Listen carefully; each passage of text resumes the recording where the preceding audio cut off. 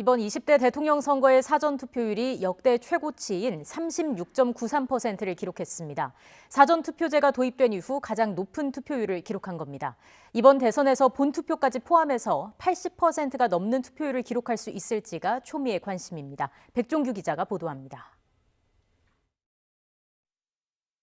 20대 대통령 선거 사전투표에서 전체 유권자 4,419만 7천여 명 가운데 1,632만 3천여 명이 소중한 한 표를 행사했습니다. 사전투표율은 36.93%로 유권자 3명 가운데 1명 이상은 이미 지지 후보에게 표를 던진 셈입니다. 사전투표가 처음 전국 단위 선거에 적용된 지난 2014년 지방선거 이후 가장 높은 투표율인데 그동안 사전투표율이 가장 높았던 2020년 21대 총선보다도 10%포인트 이상 높아졌습니다.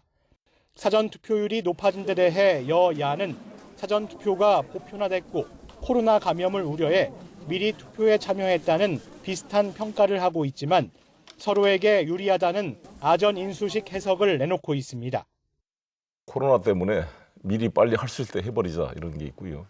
아무래도 안철수 후보의 그런 단일화, 어떤 정치적 굴복이다.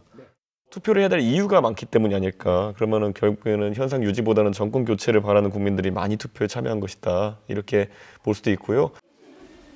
그렇다면 본 투표까지 포함하면 이번 대선의 전체 투표율은 과연 얼마나 될까? 지난 19대 대선에서는 본 투표율이 사전 투표율보다 높은 51%를 기록했고 2018년 지방선거와 21대 총선에서도 본 투표율이 40% 안팎을 보였습니다. 역대 대선 투표율을 보면 대통령 직선제가 부활한 13대 대선에서 90%에 가까운 투표율이 나왔지만 17대 대선에서 60%대로 떨어졌고 지난 대선 때는 70%대 후반을 기록했습니다.